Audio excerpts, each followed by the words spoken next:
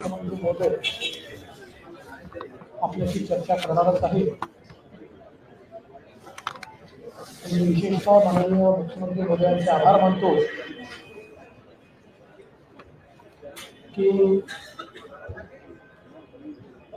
विविध नैसर्गिक आपत्तीने ज्या शेतकऱ्यांचं नुकसान झालं होतं आणि विशेषतः त्यातही कापूस सोयाबीन चे शेतकरी द्राक्षाचे शेतकरी यांना भरीव अशा प्रकारची मदत ही माननीय मुख्यमंत्र्यांनी घोषित केली। धानाचा बोनस हा देखील माननीय मुख्यमंत्र्यांनी घोषित केला आणि विशेषतः विदर्भात अधिवेशन होत असताना विदर्भातल्या अनेक प्रकल्पांना मान्यता देत आणि विविध इन्व्हेस्टमेंट करता कॅबिनेट कमिटीचा अप्रुव्हल देत विदर्भाचं हित देखील जोपासण्याचं काम या अधिवेशनाच्या निमित्ताने माननीय मुख्यमंत्र्यांनी केलं। जसं या अधिवेशनाचं हायलाईट आमच्या अध्यक्षांनी सांगितलं की एकही मिनिट वेळ वाया गेला नाही, मंत्री अनुपस्थित आहेत म्हणून कामकाज बंद पडलं असं दोन्ही सभागृहामध्ये एकदाही झालं नाही। आणि दुसरं या अधिवेशनाचं वैशिष्ट्य म्हणजे तब्बल 2 दिवस माननीय उद्धव ठाकरेजी यांचं दर्शन आम्हाला अधिवेशनामध्ये घडलं। हे या अधिवेशनाचे फलितच मानलं पाहिजे। पण एक पहिल्यांदा म्हणजे मला आता 25 वर्ष होतील, दादांना माझ्यापेक्षा जास्त वर्ष या ठिकाणी झाले आहेत, पण नागपूर अधिवेशनामध्ये विरोधकांनी विदर्भाच्या संदर्भातला एकही प्रस्ताव आणला नाही। असं पहिलं अधिवेशन। खरं म्हणजे अंतिम आठवडा प्रस्ताव हा विदर्भाचाच असतो आणि काही कारणांनी अंतिम आठवडा नसला तर 293 असते। सत्तारूढ पक्षांनी विदर्भाचा प्रस्ताव आणला पण विरोधी पक्षांनी विदर्भाच्या संदर्भात विकासाच्या संदर्भात कुठलाही प्रस्ताव आणला नाही। ही खरोखर अत्यंत आश्चर्याची आणि खेदजनक अशा प्रकारची गोष्ट आहे। अर्थात त्यांनी आणला नसला तरी सत्तारूढ पक्षाचा आला, त्याच्यावर चर्चा झाली आणि आम्ही त्याला अतिशय समर्पक असं उत्तर देत विदर्भ विकासाचा पुढचा प्लॅन हा निश्चितपणे आपल्यासमोर मांडलेला आहे आणि मला विश्वास आहे की माननीय मुख्यमंत्र्यांच्या नेतृत्वात आज विदर्भातल्या सिंचन प्रकल्पांना 29 प्रकल्पांना आम्ही फेर प्रशासकीय मान्यता दिली आहे आणि यावर्षी जवळपास 6000 कोटी रुपये हे विदर्भातल्या प्रकल्पांना दिले आहेत। गोसीखुर्दला 1500 कोटी रुपये त्या ठिकाणी दिलेले आहेत। आताही पुरवणी मागण्यांमध्ये जेवढे पैसे मागितले आमच्या वित्तमंत्र्यांनी ते सगळे पैसे उपलब्ध करून दिले आहेत। त्यामुळे मला विश्वास आहे की मोठ्या प्रमाणात हे प्रकल्प पूर्ण होतील। मी या निमित्ताने नागपूरचा पालकमंत्री म्हणून राज्यभरातले जे पत्रकार या ठिकाणी आलेले आहेत त्यांचं स्वागत करतो। अनेक वर्षांनी आपल्याला नागपूरच्या थंडीचा आस्वाद देखील घेता आला आणि मध्यंतरी थंडीच पडायची नाही, अधिवेशनाच्या काळात वेळेस पडली आणि मला विश्वास आहे की या अधिवेशनामध्ये कामकाज झालेलं आहे। त्यामुळे सर्वसामान्य जी जनता आहे त्यांचं भलं होईल।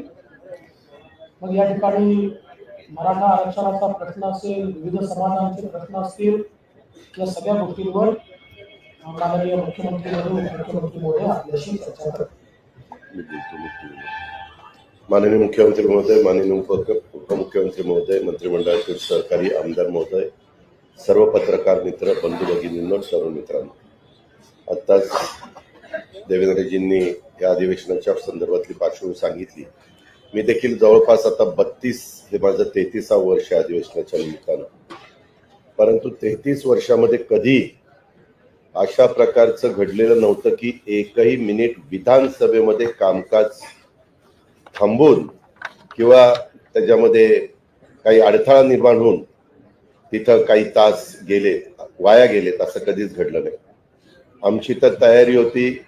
आम्ही काल कामकाज सल्लागार समितीची बैठक ठेवलेली होती. आमची मानसिकता होती की मागणी आली तर अजूनही अधिवेशन वाढवायचं. परंतु विरोधी पक्षाला विचारण्यात आलं आणि कालच त्यांनी अंतिम प्रस्ताव द्यायला संमती दिला पण त्याच्यावर तुम्हालाही माहिती आहे की अंतिम प्रस्ताव जर आला की साधारण दुसऱ्या दिवशी अधिवेशन संपतं. म्हणून त्यांची पण मानसिकता नव्हती. पण आम्ही या 7 तारखेला अधिवेशन सुरू केलं, आज संपवलं. त्याच्यामध्ये 101 तास म्हणजे साधारण रोज 7 तास आम्ही काम करत असतो, 11 ते 6. 101 तास म्हणजे जवळपास 15 दिवस आमचं कामकाज झालं. म्हणजे क्लिअर 5 आठवडे आम्ही कामकाज केलं. कारण अनेकदा रात्री 12, 1, 2 वाजेपर्यंत त्या महत्वाचे विषय जे राज्यामध्ये चालू आहेत, मराठा आरक्षण असेल, ओबीसीच्या संदर्भातली त्यांच्या जे काही भूमिका आहे त्याबद्दल राज्य सरकारचं काय मत आहे ते असेल, किंवा इतर कांदा असेल, सोयाबीन असेल, कापूस असेल, धान असेल, ह्या सगळ्या प्रश्नाच्या संदर्भात जी काही चर्चा केली गेली त्या चर्चेला सगळीकडं व्यवस्थितपणे दोन्ही सभागृहामध्ये उत्तर देण्याचं काम राज्य सरकारकडनं झालेलं आपण सगळ्यांनी पाहिलं. अधिवेशनाच्या काळामध्ये ज्या सभागृहाच्या कामकाजात सहभागी झालेल्या सर्वच सन्माननीय सदस्यांचं आणि पत्रकार परिषदेच्या माध्यमातून इथं उपस्थित असणाऱ्या आपल्या सगळ्यांचं देखील मी मनापासून आभार मानतो. कारण आपण पण एक चांगल्या प्रकारे या अधिवेशनामधल्या बातम्या लोकांच्या पर्यंत पोहोचवण्याचं काम इलेक्ट्रॉनिक मीडियाच्या माध्यमातून, प्रिंट मीडियाच्या माध्यमातून त्या ठिकाणी केलं. आणि त्याच्यामुळं तुमचंही सर्वांचं मी मनापासून आभार मानू इच्छितो. एक झालं, आम्ही ठरवलेलं होतं की काही 6 ते 7 महत्वाचे प्रश्न, मग विदर्भ विकास मंडळ असेल, मराठवाडा विकास मंडळ असेल, उर्वरित महाराष्ट्र विकास मंडळ असेल, त्याच्या संदर्भामध्ये आम्हाला अमित शहा साहेबांना भेटायचं होतं. त्यांनी तसं आम्हाला भोपाळला सांगितलेलं होतं या. परंतु उद्या एक त्यांचं बिल आहे, ते बिल झाल्यानंतर मी तुम्हाला बोलून घेतो. आणि 5-6 प्रश्न, इथेनॉलचा प्रश्न आहे, दुधाची पावडर एक्सपोर्ट करण्याच्या करता काही केंद्र सरकारची मदत घेता येते का, हा एक प्रश्न आहे. आणि साधारण शेतकऱ्यांचं लक्ष ज्याच्याकडे असतं त्या सगळ्या बाबतीत, जसा उल्लेख देवेंद्रजींनी केला, धानाच्या बाबतीमध्ये बोनस चांगल्या पद्धतीनं देण्याचं काम या सरकारने केलं, 15,000च्या ऐवजी 20,000. तसंच दुधाच्या बद्दल आज निर्णय 5 रुपये प्रति लिटर हे शेतकऱ्यांना आणि डायरेक्ट शेतकऱ्यांच्या अकाउंटला डीबीटीला टाकायचा निर्णय राज्य सरकारने घेतला. आणि त्याच्यातून दूध उत्पादक शेतकऱ्यांना पण दिलासा देण्याचा प्रयत्न सरकारने केलेला आहे. आणि स्वतः मुख्यमंत्र्यांनी ज्यावेळेस सरकारच्या वतीनं पॅकेज जाहीर केलं तर ते 44,000 कोटीचं पॅकेज हे त्या ठिकाणी जाहीर करण्यात आलेलं आहे. आता विरोधकांना काही मुद्दा नव्हता म्हणून टीका टिप्पणी करण्याचा प्रयत्न त्यांनी केला, परंतु त्याच्यामध्ये कुठेही अशी एक वाक्यता दिसत नव्हती. अंतिम आठवडा प्रस्ताव तर तुम्हाला सगळ्यांनाच माहिती आहे, कारण आम्ही तिघांनी विरोधी पक्ष नेता म्हणून काम केलं. काही काळाकरता एकनाथराव शिंदे पण विरोधी पक्ष नेता होते, देवेंद्रजी पण होते, मी पण होतो. त्याच्यामुळे अंतिम आठवडा प्रस्ताव माझ्या माहितीप्रमाणे हे विरोधी पक्ष नेताच पहिल्यांदा मांडत असतो, परंतु तेही यावेळेस पाहायला मिळालं नाही. त्यांनी काल न मांडता आज त्याच्यावर त्या बाबतीमध्ये चर्चा केलेली आपण सगळ्यांनी पाहिलेली असेल. अशा पद्धतीनं विधान परिषदेमध्ये, विधानसभेमध्ये सर्व जेवढी आमची बिलं होती ती सगळी आम्ही बिलं पास करून घेतली. त्याच्यामध्ये कुठेही घाई गडबड केली नाही आणि अशा पद्धतीचं कामकाज हे पार पाडलेलं उभ्या महाराष्ट्राने बघितलेलं आहे, आपण पण सगळ्यांनी बघितलेलं आहे. आणि इतर पण जे काही मुद्दे ते कुठलेही मुद्दे चर्चेविना राहिलेले अशा प्रकारची परिस्थिती आम्ही याच्यामध्ये येऊन दिलेली नाहीये. जे काही आहेत 2-3 दिवसात सीएम साहेब आणि आम्ही सगळी वेळ घेऊ अमित भाईंची. आम्ही सांगितल्याशिवाय हेडलाईन लावू नका, टीव्हीला दाखवू नका की मुख्यमंत्री अजित पवार, देवेंद्र फडणवीस दिल्लीला निघाले. आम्ही तुम्हाला सांगू, मगच तुम्ही तिथं दाखवा. त्याच्यामुळे आम्हालाही लोक विचारतात, आज दिल्लीला चालला. अरे पण दिल्लीच्या ज्यांच्याकडे काम आहे ते ज्यावेळेस थोडेसे त्यांना फुरसत मिळेल तेव्हाच आम्ही जाणार, तेव्हाच तिथं काम सांगणार. पुन्हा गेलो नाही भेटले, आले माघारी आले करत. म्हणजे दोन्हीकडनं तुम्ही ठोकाठोकी करता आम्हाला. तसं करू नका, माझी तुम्हाला विनंती आहे. अतिशय व्यवस्थितपणे तुम्ही काय असेल ते मांडा, आम्ही काय भूमिका असेल ती मांडण्याचं काम करू. एवढंच सांगतो आणि थांबतो. धन्यवाद. नमस्कार.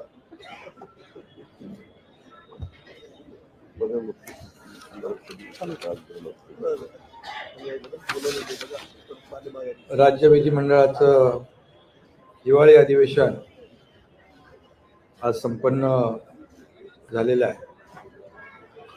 पत्रकार परिषदेमध्ये उपस्थित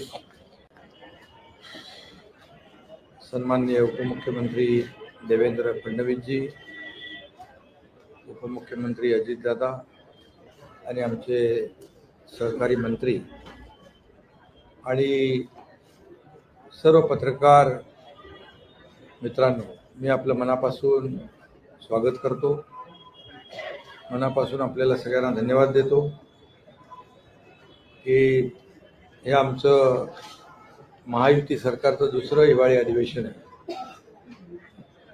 आणि एकंदरीत 14 दिवसाचा कालावधी, त्यापैकी सुट्ट्या सोडून 10 दिवसामध्ये कामकाज झालं आणि अधिवेशनामध्ये एकंदर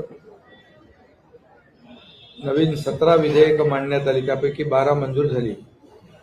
महत्त्वाचं विधेयक म्हणजे आपलं लोकायुक्त विधेयक मंजूर झालं.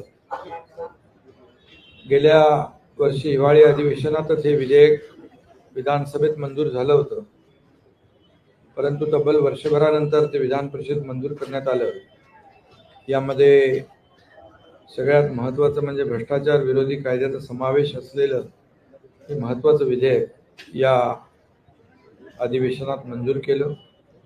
याशिवाय महाराष्ट्र वस्तू सेवा कर, चिटफंड सुधारणा, कॅसिनो निरसन अशी अनेक विधेयकं मंजूर झालेली आहेत. मी विधानसभेचे अध्यक्ष राहुल नार्वेकरजी यांना देखील धन्यवाद देतो, त्यांचं मनापासून अभिनंदन करतो, कारण त्यांनी एकाच वेळेस 2 जबाबदाऱ्या यावेळेस पार पाडल्या. सुनावण्या पण होत्या आणि अधिवेशनही होतं. आमदारांच्या सुनावण्या देखील त्यांनी अधिवेशन कालावधीमध्ये घेतलं आणि त्याचबरोबर सभागृह देखील चाललं. मगाशी दोन्ही उपमुख्यमंत्री महोदयांनी सांगितलं की एकही मिनिट वाया न घालवता हे दोन्ही सभागृहाचं कामकाज सुरळीतपणे झालं. त्यासाठी विधान परिषदेच्या उपसभापती नीलमताई गोरे यांनाही मी धन्यवाद देतो. आणि खरं म्हणजे अधिवेशनामध्ये विदर्भाची चर्चा प्रामुख्याने विरोधी पक्षाने घेणं आवश्यक असतं. सत्ताधारी पक्षाने घेतली, त्याच्यावर चर्चाही झाली आणि देवेंद्रजींनी त्याला अतिशय समर्पक उत्तरही दिलं. आणि ते खालच्या सभागृहामध्ये जेव्हा त्यांना कळलं की आपल्याकडून चूक झाली आहे, तेव्हा त्यांनी वॉकआउट केला आणि सत्ताधारी पक्षावर खापर फोडण्याचा केविलवाणा प्रयत्न केला. तर म्हणजे त्यांचं त्याच्यातून विदर्भावरचं बेगडी प्रेम दिसून आलं. काय म्हणतो आपण ते मगरमच्छी असू. पण ते गेल्यानंतर विदर्भासाठी घेतलेले सरकारने महत्त्वाचे निर्णय पूर्ण सभागृहाला अवगत केले. विदर्भासाठी आपण जे काही निर्णय घेतले ते सर्व मी खालच्या सभागृहामध्ये मांडले, त्याची माहिती दिली. वरच्या सभागृहात देवेंद्रजींनी त्याला उत्तर दिलं आणि निर्णय देखील काय काय घेतले त्याची माहिती दिली. आणि म्हणून मी सुरुवातीलाच पहिल्या पत्रकार परिषदेत म्हटलं होतं की विरोधी पक्ष एक खरं म्हणजे कॉन्फिडन्स नसलेला आणि अवसान गळालेला विरोधी पक्ष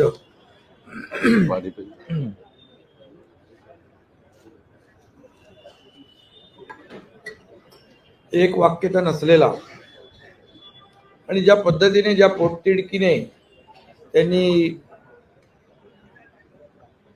या अधिवेशनामध्ये जनतेच्या हिताचे प्रश्न मांडणं आवश्यक होतं, प्रामुख्याने विदर्भावर फोकस करून, कारण विदर्भाला या अधिवेशनामधून एक अपेक्षा असते, परंतु त्यामध्ये त्यांना ते महत्त्वाचं वाटलं नसेल आणि ते जाऊ द्या, पण सरकारला विदर्भाचं महत्त्व आहे.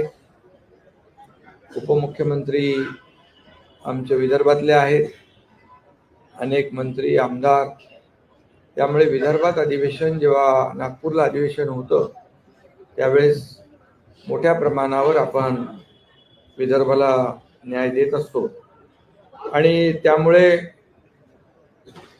विरोधी पक्षाने फक्त रोज पायऱ्यांवर उभं राहून वेगवेगळ्या माध्यमातून सरकारवर आरोप करण्याचं काम मात्र केलं, परंतु आम्ही त्याच्याकडे काही लक्ष देत नाही.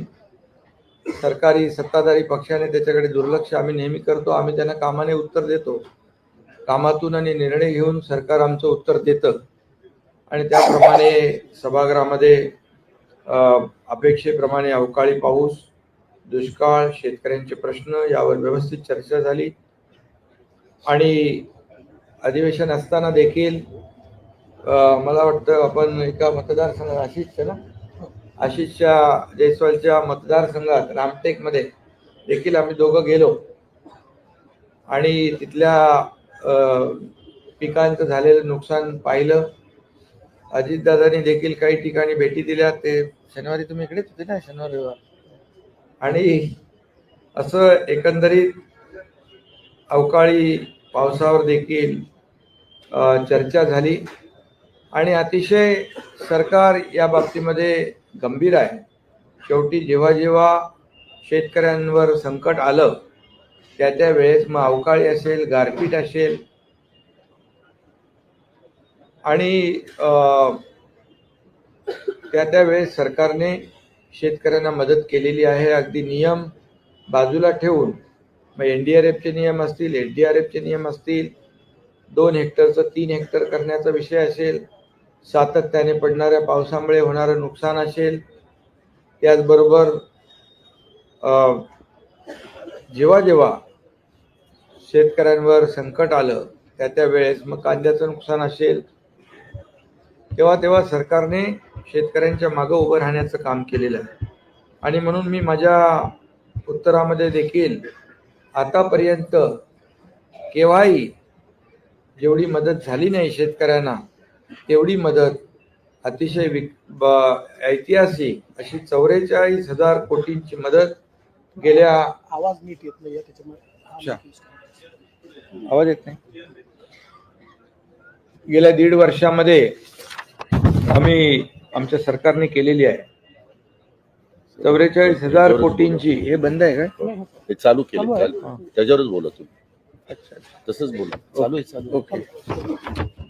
त्यामुळे आतापर्यंत पुन्हा एकदा सांगतो, जेवढी मदत झाली नव्हती ती आमच्या महायुतीच्या सरकारच्या काळात 44,000 कोटीपेक्षा जास्तीची मदत आपण त्यांना शेतकऱ्यांना केली. त्याच्यामध्ये आकडे मी विस्तृतपणे आता देऊ इच्छित नाही, मी त्या माझ्या भाषणामध्ये मांडले आणि आपण देखील ते पाहिलेलं आहे. धानाचा बोनस मागच्या वर्षी 15,000 रुपये हेक्टरी होता, यावर्षी आपण 20,000 हेक्टरी बोनस दिला. त्याचबरोबर समृद्धी महामार्गावर 13 ठिकाणी कांद्याच्या महाबँक देखील आपण स्थापन करण्याचा निर्णय घेतला. असे अनेक निर्णय शेतकऱ्यांसाठी घेतले. विदर्भासाठी देखील अनेक महत्त्वाचे निर्णय घेतले, परंतु मी खाली त्याची माहिती दिली आणि वरती आमच्या उपमुख्यमंत्री महोदयांनी दिली. त्यामुळे मी पुन्हा विदर्भाचे जे निर्णय आहेत ते या ठिकाणी सांगण्याची मला आवश्यकता वाटत नाही, कारण यामध्ये अनेक निर्णय, मग सिंचनाचे प्रकल्प असतील, मगाशी सांगितलं देवेंद्रजींनी, 29 सिंचन प्रकल्प जे आहेत ते विदर्भातले, एकूण 65 सिंचन प्रकल्प जवळपास 64, त्यापैकी 29 सिंचन प्रकल्प जे आहेत ते विदर्भातले आहेत आणि मोठ्या प्रमाणावर जमीन सिंचनाखाली त्यामुळे येईल आणि शेतकरी राजाला मोठा फायदा त्यामध्ये होईल. कांद्याची महाबँक आता सांगितलं मी, जे शेतकऱ्यांचा कांदा किंबहुना इतर जी उत्पादनं नाशवंत उत्पादनं जी खराब होतात त्यामुळे शेतकऱ्यांना मोठं नुकसान होतं आणि म्हणून शास्त्रज्ञ आपले काकोडकर साहेबांच्या मार्गदर्शनाखाली कांद्याची महाबँक आपण सुरू करतोय 13 ठिकाणी समृद्धी महामार्गावर. त्याच्या अनेक इतरही उत्पादनांना फायदा होईल. मराठा आरक्षणासारख्या महत्त्वाच्या आणि संवेदनशील विषयावर देखील या सभागृहामध्ये या अधिवेशनामध्ये तब्बल 3 दिवस सदस्यांनी भाग घेतला आणि अतिशय विस्तृतपणे त्यावर चर्चा केली आणि त्यानंतर यामध्ये शासनाला देखील काही सूचना त्यांनी केल्या आणि अतिशय साधक बाधक चर्चा या अधिवेशनामध्ये त्याच्या बाबतीत देखील झाली आणि त्यामुळे शासनाने देखील निर्णय घेतला आणि मी माझ्या भाषणात देखील सांगितलं की मराठा समाजाला टिकणारं आणि कायद्याच्या चौकटीत बसणारं आरक्षण देण्याची जबाबदारी सरकारची आहे आणि हे देत असताना ओबीसी समाज असेल, इतर समाज असेल, कुठल्याही समाजावर अन्याय न करता त्यांच्या आरक्षणाला धक्का न लावता मराठा समाजाला आरक्षण देण्याची प्रक्रिया जी आहे ही आमच्या सरकारने सुरू केलेली आहे. त्यामध्ये मागासवर्ग आयोग पुनर्गठित केलेला आहे आणि त्याचं काम युद्ध पातळीवर सुरू झालेलं आहे. त्यांना आम्ही विनंती केली आहे आणि त्यामध्ये त्यांना मग गोखले इन्स्टिट्यूट, टाटा असेल, इतर संस्था ज्या आहेत त्या मदत करतायत. त्याचबरोबर शासनाला या संदर्भामध्ये मार्गदर्शन आणि सल्ला देण्यासाठी जस्टिस भोसले कमिटी यांच्या अध्यक्षतेखाली एक कमिटी आम्ही स्थापित केली. त्यामध्ये जस्टिस गायकवाड, जस्टिस शिंदे यांचा समावेश आहे आणि एकंदरीत या सर्व जी टीम आहे त्या टीमच्या माध्यमातून मराठा समाजाला आरक्षण टिकणारं देण्याच्या संदर्भात योग्य ते मार्गदर्शन होईल.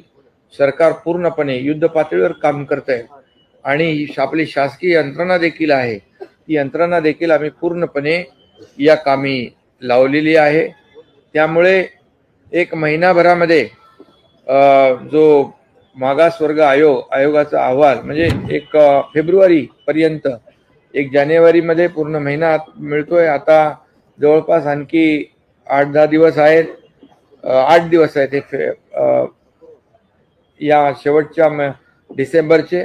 जानेवारी पूर्ण 25 पासून 6 दिवस आहेत आणि जानेवारीचा पूर्ण महिना आहे आणि फेब्रुवारीमध्ये आज पुन्हा मराठा मागासवर्ग आयोगाचा अहवाल आल्यानंतर त्यावर आवश्यकतेनुसार विशेष अधिवेशन बोलवून मराठा समाजाला आरक्षण देण्याचा निर्णय सरकारने घेतलेला आहे. ते सभागृहात मी सांगितलेलं आहे.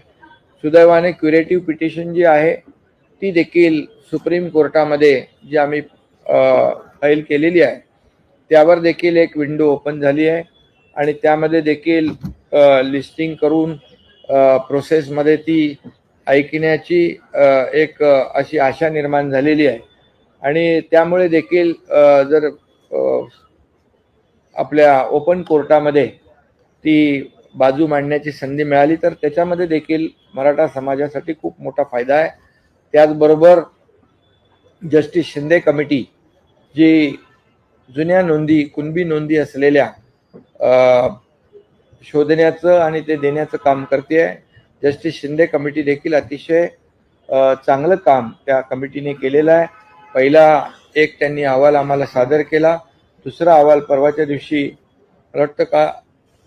दिवशी सादर केला आणि तो आम्ही तपासण्यासाठी विधी व न्याय विभागाकडे पाठवला आहे आणि त्यानंतर कॅबिनेट समोर तो सादर होईल.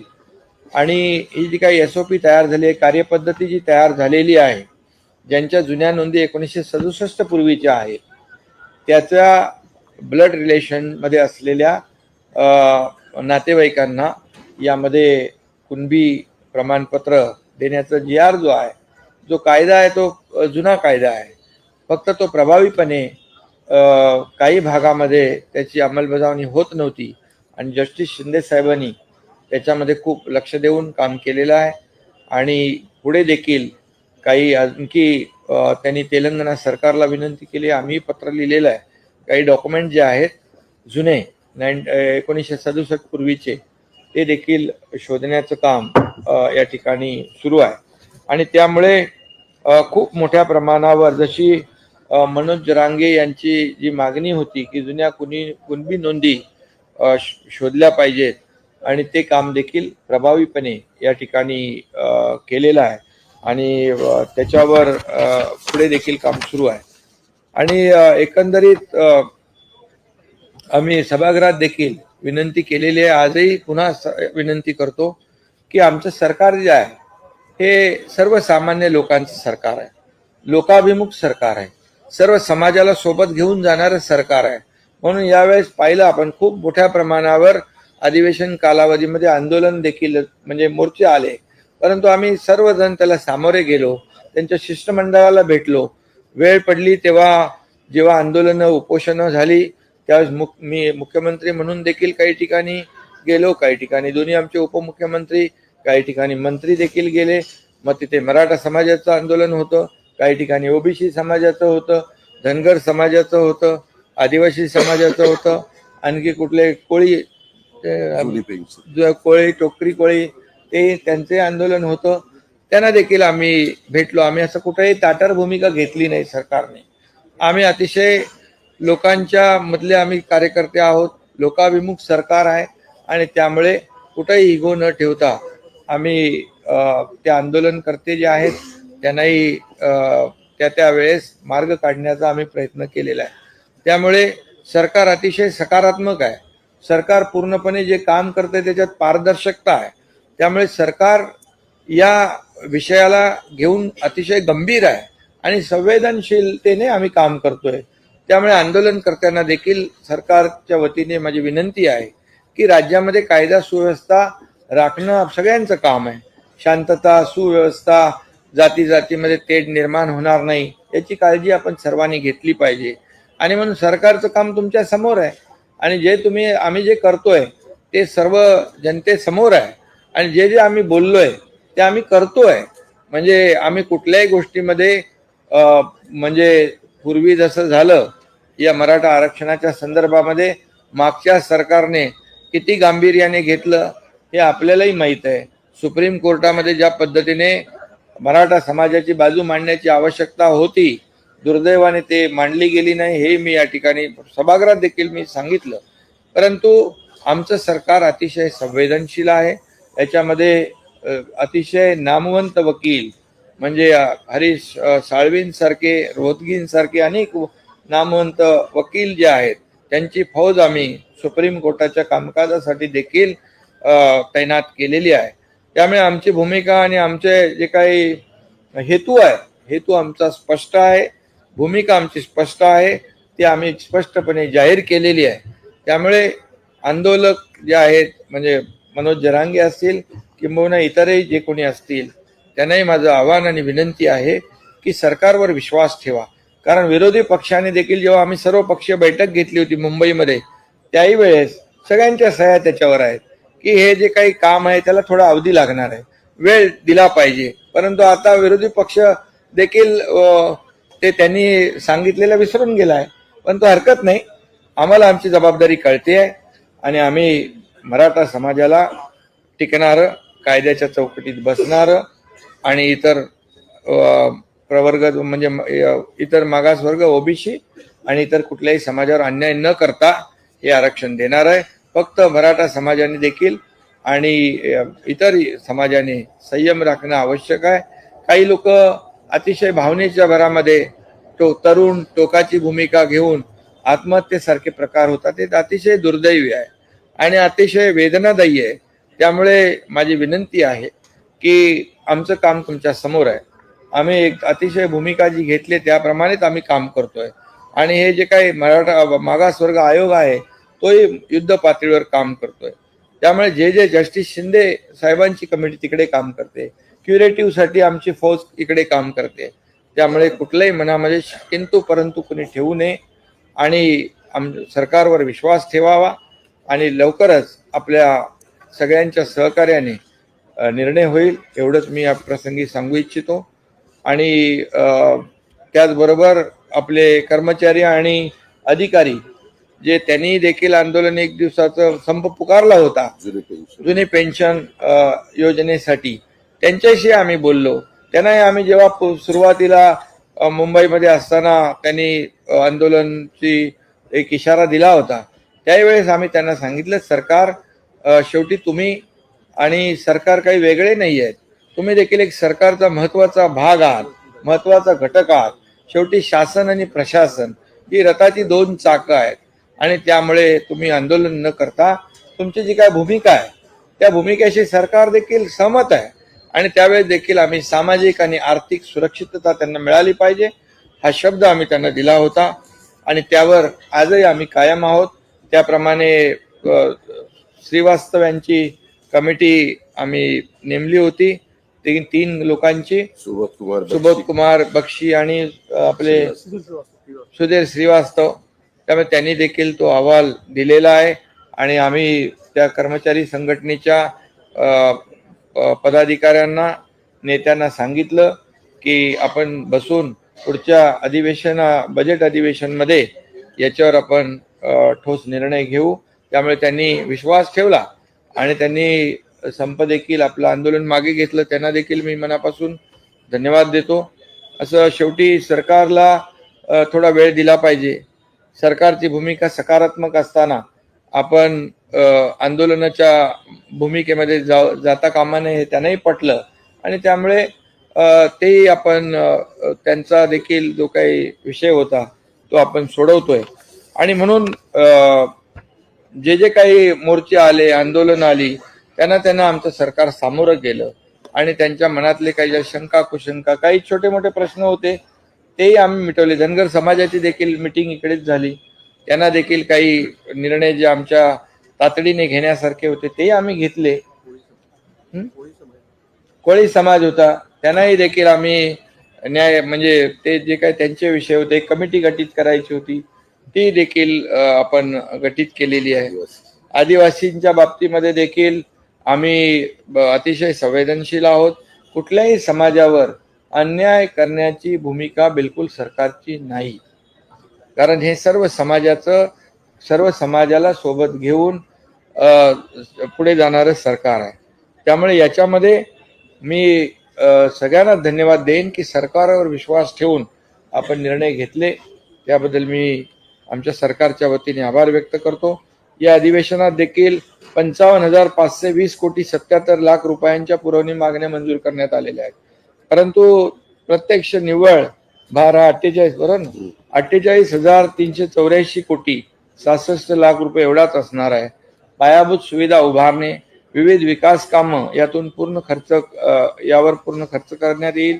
वाढलेली महसुली व राजकोषीय तूट कमी करण्यासाठी उत्पन्न कसं वाढेल आणि खर्चावर कसं नियंत्रण ठेवता येईल ते देखील आमचं सरकार प्रयत्न करते. महाराष्ट्र विधान परिषदेच्या शतक महोत्सवी विशेष चर्चासत्राचं देखील आयोजन झालं. इथल्या ज्येष्ठ पत्रकारांचाही त्याच्यामध्ये सन्मान झाला. राष्ट्रकुल संसदीय सुवर्ण महोत्सवी अभ्यास वर्ग देखील पार पडला. आणि जे काही आपलं कार्यक्रमामध्ये होतं ते सर्व सोपस्कार आणि जे काही जो कार्यक्रम होता तो पूर्ण करण्याचं काम या अधिवेशनामध्ये सरकारने केलेलं आहे. आणि फक्त एवढंच आहे की विरोधी पक्ष जो आहे त्यांनाही धन्यवाद देतो आम्ही. ठीक आहे, ते टीका करून गेलेत. जेव्हा त्यांना वाटतं आपल्याकडे म्हणजे आपल्याकडून काही राहून गेलं तेव्हा ते टीका करतात आणि वॉकआउट करतात, हरकत नाही. परंतु त्यांनी देखील या अधिवेशनामध्ये सभागृहामध्ये बसून सहकार्य केलं. काही प्रश्नांवर, काही मुद्द्यांवर, काही विषयांवर चर्चा केली. चर्चेला आमच्या मंत्री महोदयांनी उत्तरही दिली आणि एक अधिवेशन जे आहे हे एक सकारात्मक आणि जनतेच्या हिताचे अनेक चांगले निर्णय घेणारं ठरलं, याबद्दल मी माझे दोन्ही सहकारी उपमुख्यमंत्री, आमचे मंत्रिमंडळातले सर्व सहकारी, आमचे सर्व महायुतीचे आमदार या सगळ्यांना मनापासून धन्यवाद देतो आणि तुम्ही पत्रकारांनाही धन्यवाद देतो. तुम्ही सर्व बातम्या ज्या आहेत त्या सर्व वेळोवेळी सकारात्मक पॉझिटिव्ह दिल्या. अध्यक्षांना पुन्हा एकदा धन्यवाद आणि उपसभापती आमच्या विधान परिषदेच्या नीलमताई गोरे यांनाही मनापासून धन्यवाद देतो.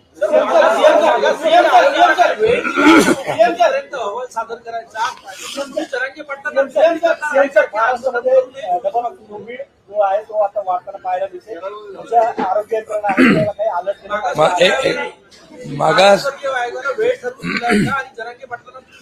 नाही, आताच मी सांगितलं, मागासवर्ग आयोग जो आहे तो काम करतोय. त्यांना त्यांची कार्यपद्धती निश्चित आहे. त्यांना टर्म्स ऑफ रेफरन्स दिलेला आहे आणि त्यांना मशिनरी, मॅनपॉवर आम्ही सगळी देतोय. कोकले इन्स्टिट्यूट, टाटा इन्स्टिट्यूट, इतरही जे काही लोक त्यांनी टीम घेतलेली आहे.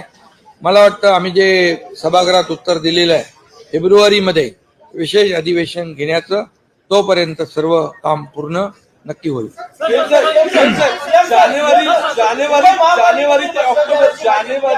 जानेवारी ते ऑक्टोबर या महिन्यांमध्ये महाराष्ट्रामध्ये फक्त अमरावतीच्या ऍडमिनिस्ट्रेटिव्ह रिजन मध्ये 950 शेतकऱ्यांनी आत्महत्या केल्या. अशा वेळी सरकार कोणत्या बेसिसवरती क्लेम करते की आम्ही शेतकऱ्यांसाठी काम करतो? फक्त अमरावती रिजनचा नाही, आत्महत्या करणं हे आमच्यासाठी अतिशय दुर्दैवी आहे.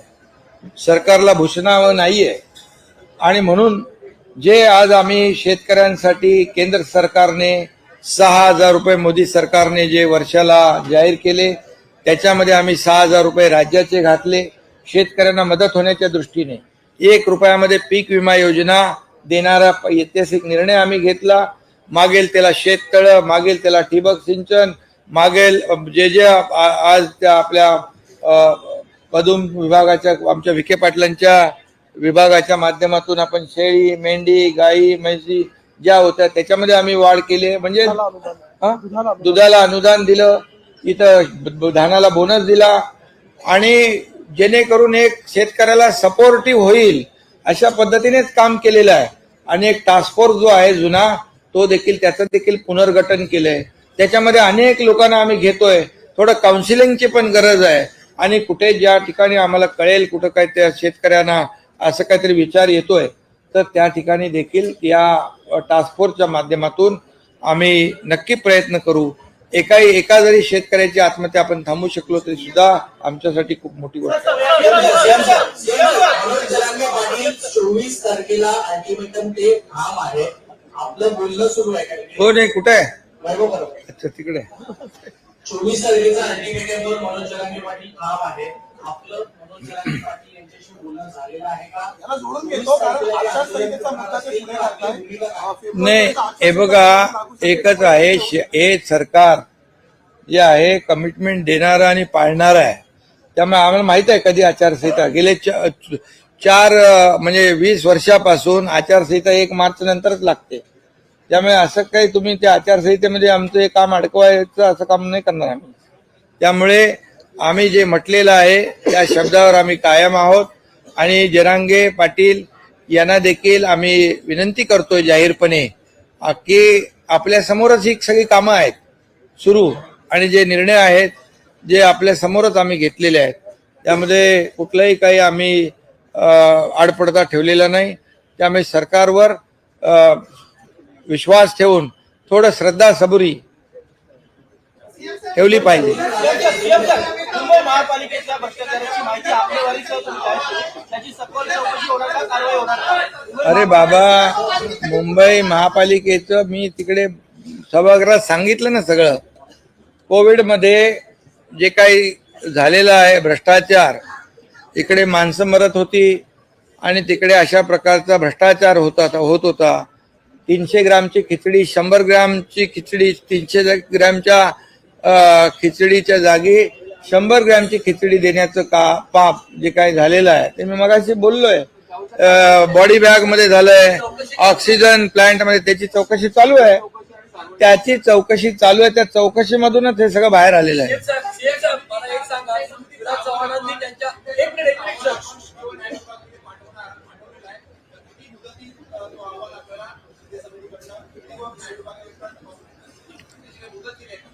नाही, ते लवकरच येईल. कॅबिनेटमध्ये तो सादर होईल आणि त्याच्यामध्ये दुसरा अहवाल आलेला आहे. अंतिम अहवाल देखील बाकी आहे.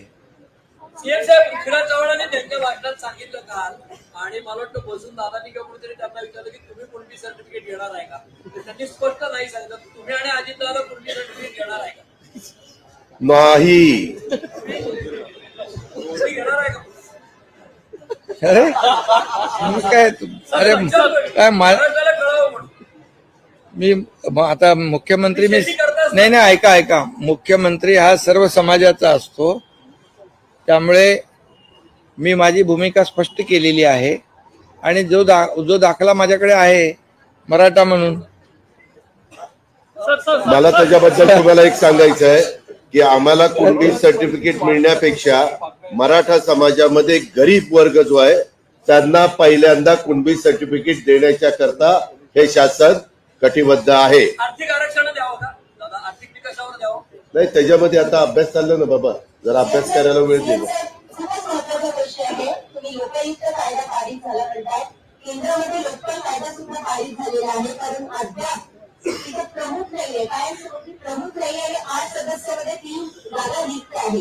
तर आपण जर का कायदा पारित केलेला आहे तर समिती कायमस्वरूपी प्रमुख आणि समिती कधीपर्यंत गठीत होईल आणि आता कायदा पारित आता तो कायदा पारित झालाय. ते विधेयक मंजूर झालेलं आहे. लवकरच आम्ही ते करू. पण ते धाडस आम्ही दाखवलं की मंजूर करण्याचं. आणि केंद्रामध्येही लोकपाल अपॉइंट झाले, त्यांची टर्म संपल्यामुळे आता दुसरे लोकपाल अपॉइंट झाले. सगळ्या जागाही भरल्या होत्या. आता त्यातल्या 2 जणांची टर्म संपली आहे, त्यामुळे ती प्रोसेस चालू आहे. त्यामुळे केंद्रानेही लोकपाल कायद्यानुसार लोकपाल आणि त्यांचे जे बाकी जे लोक आहेत ज्युडिशियल मेंबर ते सगळे नेमले होते. आता 5 वर्ष पूर्ण झाले, त्यांच्या टर्म संपल्या, तर नवीन नेमणुका त्या ठिकाणी चालल्या. विधिमंडळ समित्यांच्या कामकाजाला स्थगिती देण्यात आलेली आहे.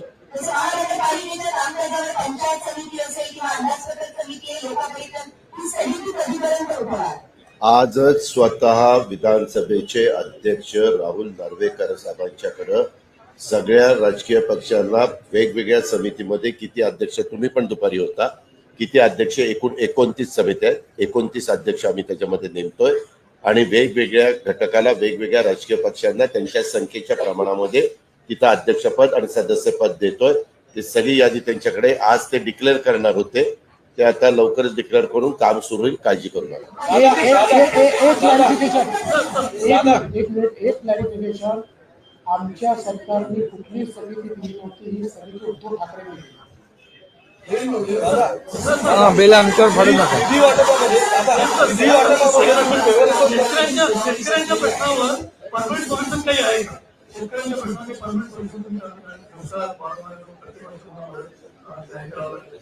नाही, खूप मोठ्या प्रमाणावर योजना त्यांच्यासाठी आम्ही केल्यात आणि मला वाटतं की short term, mid term, long term, आता सिंचनाचे प्रकल्प आज आम्ही त्यांच्यासाठी जे काही कायमस्वरूपी योजना आहेत या माध्यमातून शेतकरी कसा सक्षम होईल, स्वतःच्या पायावर कसा उभा राहील, या आणि या संपूर्ण बाबीवर आम्ही सरकारने काम केलंय.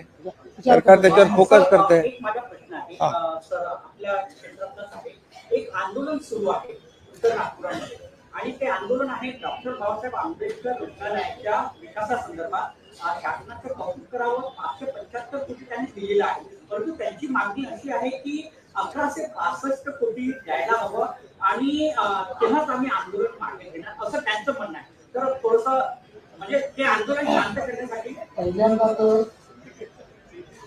राज्य सरकारचा निर्णय हा अत्यंत महत्वाचा घेतला. उत्तर नागपूर सारख्या मागास भागामध्ये PPP-वर त्या ठिकाणी रुग्णालय करण्याचा निर्णय मागच्या सरकारने घेतला होता. PPP-वर आम्ही सांगितलं उत्तर नागपूर मागास भागात, त्यामुळे ते PPP-वर करायचं म्हणजे सरकारने स्वतःचे पैसे लावले पाहिजे आणि म्हणून पहिल्या टप्प्यात 525 कोटी रुपयाचा आराखडा आम्ही मंजूर केला. त्याचं काम झालं की उर्वरित आराखडा देखील मंजूर होईल. आज एका दिवसात तर तुम्ही एवढं काम करू शकत नाही. त्यामुळे मी हे सांगितलेलं आहे की मागच्या सरकारमध्ये घोषणा व्हायच्या, हे काम करणारं सरकार आहे. आम्ही 525 कोटी रुपये दिले आहेत. उरलेले पैसेही आमचं सरकार त्या ठिकाणी देईल. आमदारांच्या निधी वाटपामध्ये तुम्ही फेवरिझम करता असा आरोप वारंवार होतोय. तो दादांत खोटा आहे. महत्त्वाची सुनावणी आज संपलेली आहे. 10 जानेवारीला निकाल येणं अपेक्षित आहे. काही प्लॅन तयार केलेला आहे ABC. हा प्रश्न आमच्याऐवजी अध्यक्षांना विचारला पाहिजे. सर करोना आमचा प्लॅन एकच आहे. हे सरकार लोकसभेत जागा निवडून आणेल, हे विधानसभेत पुन्हा निवडून येईल. या सरकारला कुठलाही खतरा नाही. करोनाचे रुग्ण आढळले, 14 रुग्ण आढळले मुंबईमध्ये. कोरोनावर करोनाचे रुग्ण 14 रुग्ण आढळले. काय आव्हान करणार? त्यांनी ऑलरेडी घोषणा केली. कोणी नाही ह्यानी तुम्ही कोरोनावर करोना बिलकुल याच्यामध्ये जे काही त्याचे उपाय करायचे आहेत आणि आरोग्य यंत्रणा जी आहे ती सर्व आम्ही त्यांना सूचना दिलेल्या आहेत आणि कुठल्याही परिस्थितीमध्ये त्याची प्रसार वाढ होणार नाही याची काळजी सरकार घेईल.